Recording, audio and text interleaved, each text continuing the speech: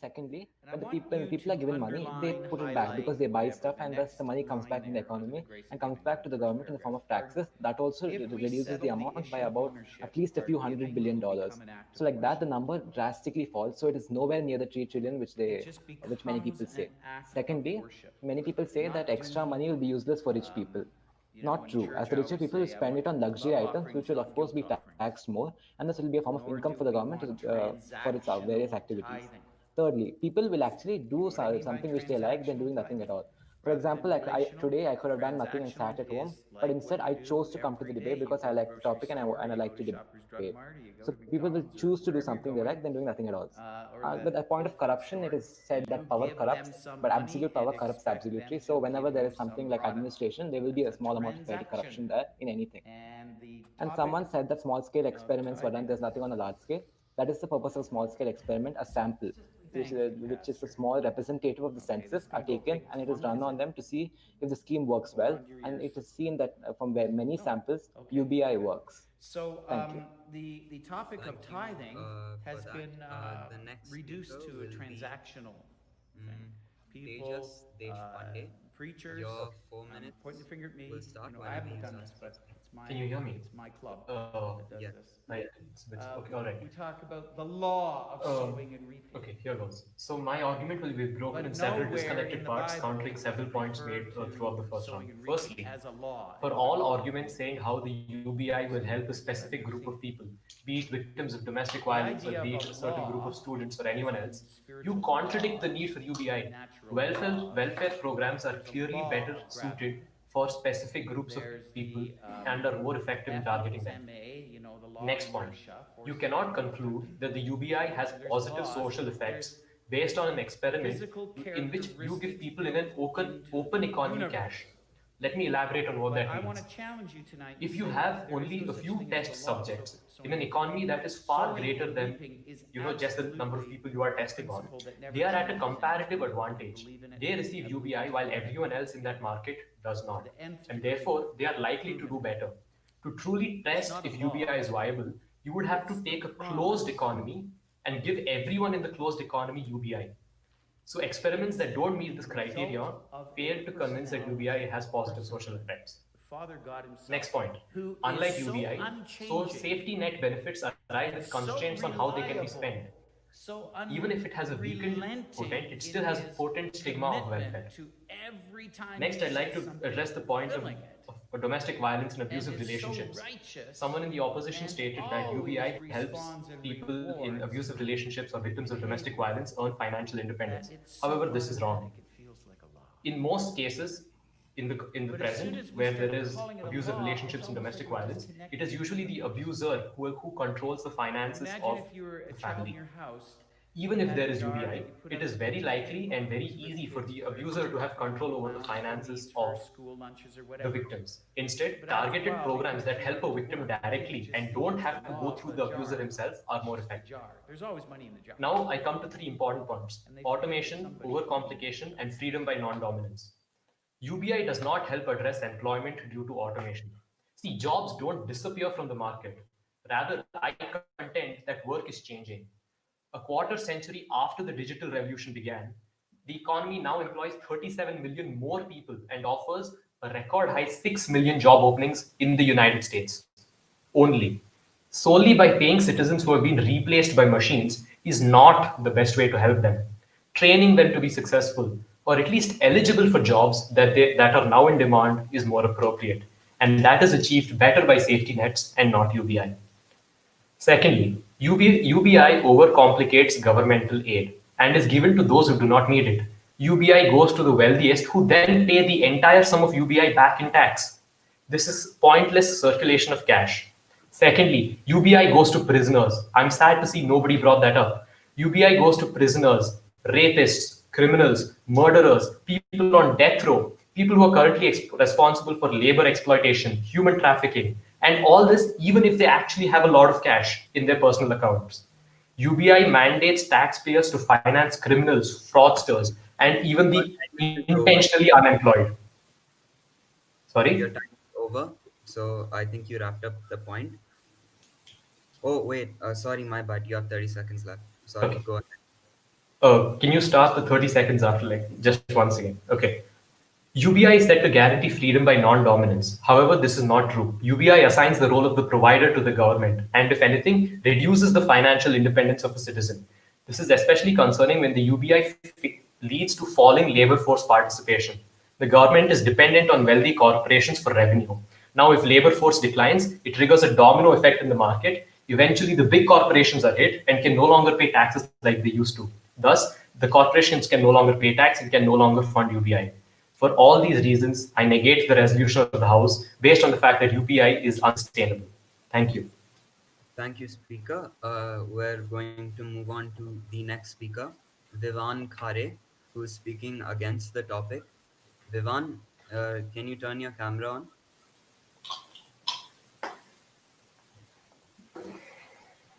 Hello, Vivan. Arjun, can you hear me? Yeah, I can hear you. Vivan, are you there? Wait, I'll move on to the next one. Yes, I'm there. I'm sorry. My internet is not very good. Do you mind turning on your webcam? Yeah, sure. Yeah, can you see? Your 4 minutes starts whenever you start speaking.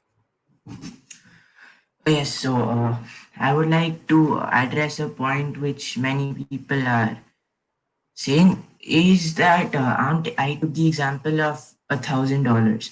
So even if we take an amount that's way lesser than $1,000, and let's say that we'll give everyone a UBI of $100, that will still result in India not being able to pay off that UBI amount, as it will amount to $7 trillion again.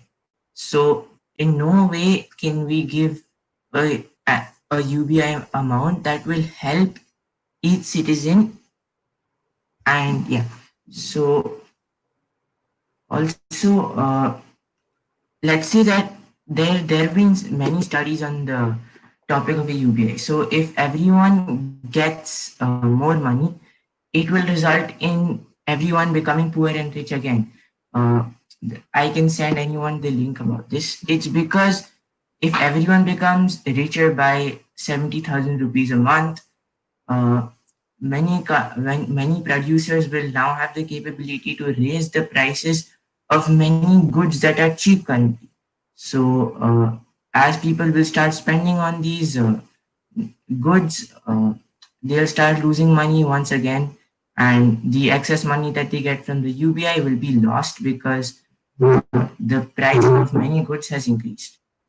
Yeah, that's it. Thank you, participant. We're going to move on. Has Pradyot joined? Arjun? I don't see his name, so no, probably not.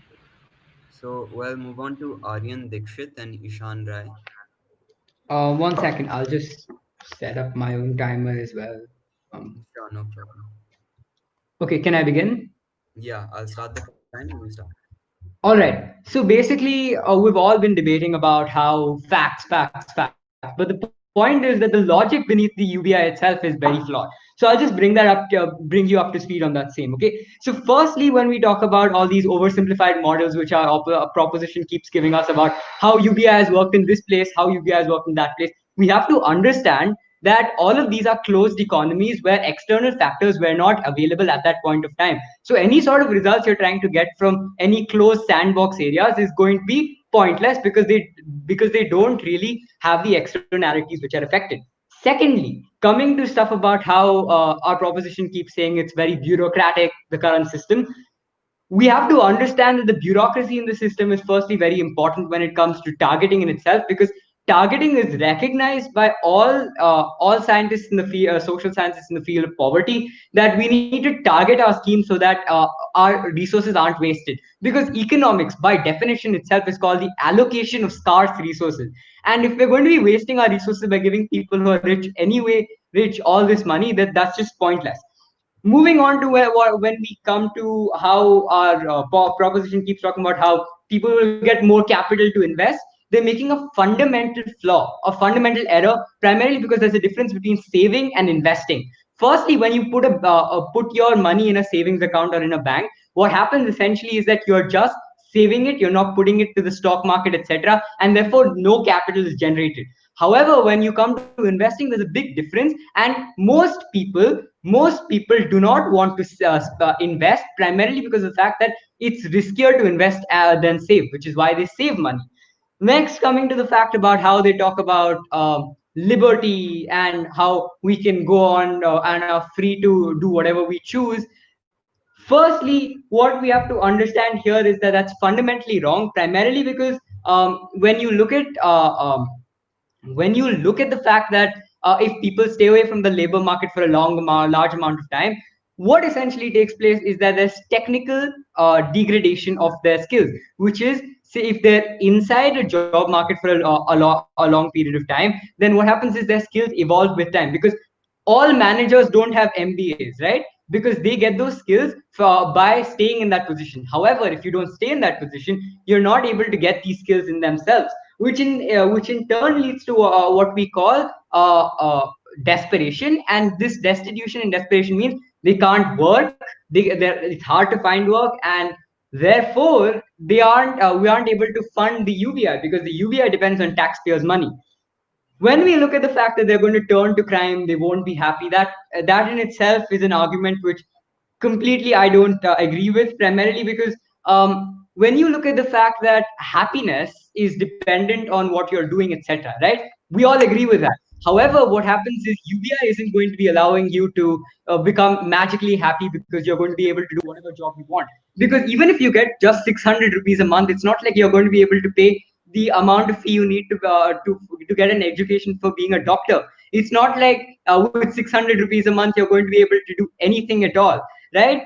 And on that, I'm going to do one final rebuttal, which is basically to say that they talk about how everything in UBI, etc., is very unconditional, etc. However, you have to understand it comes with certain externalities such as inflation. It comes with the fact that discouraging work, etc. And what this basically does is you have to understand that there is no such thing as a free lunch. And building on that code, you have to understand that UBI is going to get us nowhere when it comes to stopping poverty, when it comes to when it comes to the bureaucratic needs. It's not going to help us when it comes to corruption. And on that note, I'm very proud to oppose.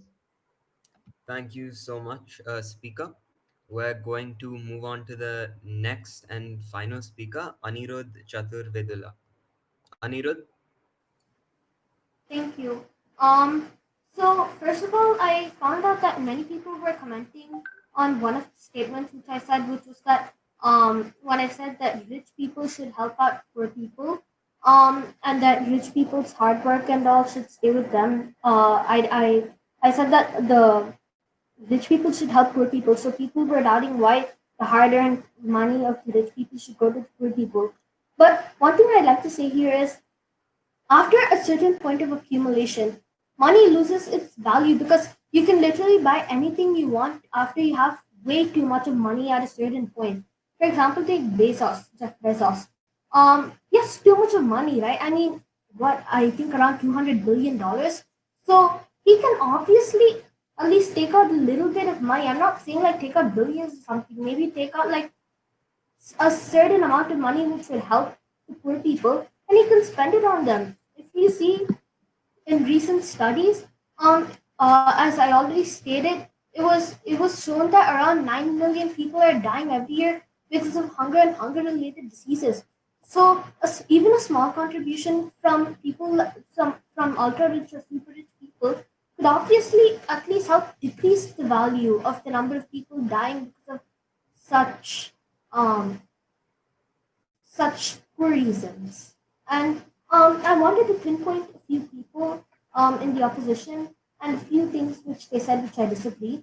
So first, coming to Mahe and Arjun, they talked about the yin and yang balance and how the UBI is chaos. But rather than talking about chaos, UBI is actually a balance, because sure, it might be giving the rich people money, which might not have so much value, but it's at least helping the poor people also by giving the poor people a bit more money. And then they said that people like Elon Musk and Jeff Bezos don't need more money. So that's why UBI shouldn't be there. But poor people need money. They really don't have any money to spend for themselves to get basic food and all to eat. And that's why I feel that uh, that's one point which I disagree with them. Coming to Tejas, in his speech, he said that we would be paying the poor people a UBI for not doing anything. But rather than that, you should probably think that they're struggling to live and they're pretty much dying because of lack of basic necessities. And so we're paying them to help them from the lack of basic necessities rather than them not doing anything. And with that, I would like to conclude my debate session. Thank you. Thank you so much, Anirudh. With that, we have concluded both the rounds of the debate. I want to thank everyone for coming, thank the organizing committee as well as the judges for taking their time. As for the results, I think you will get that during the closing ceremony of Ignite tomorrow, which will be later. If any of you have any questions about the debate or how you did or so on, you can stay back and ask me or you can email me. So thank you so much, everyone. Thank you.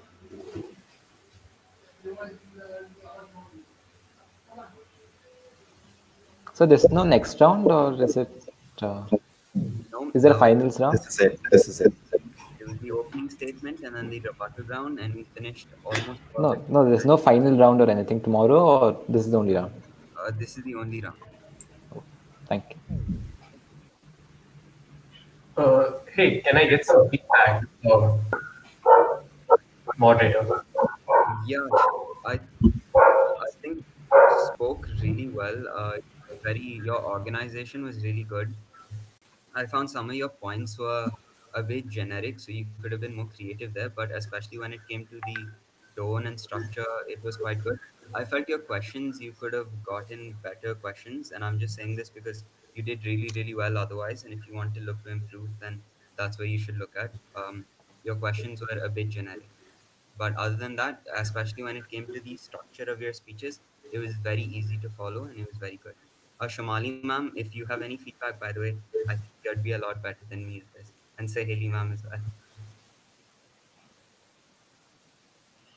well. Hey, good afternoon, Saheli. Would you like to talk? Should I go after you? Why don't you? No, you start.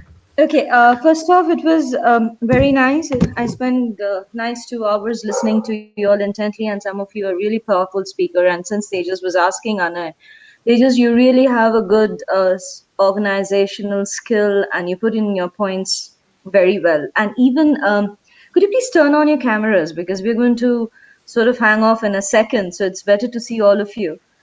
And I really appreciate the way in which you all were talking. And I think I have a little one in this group with us, right, Annette? There is one boy who is younger than the rest, is it? Vivan is in 8th grade, actually. Yeah, we thought so.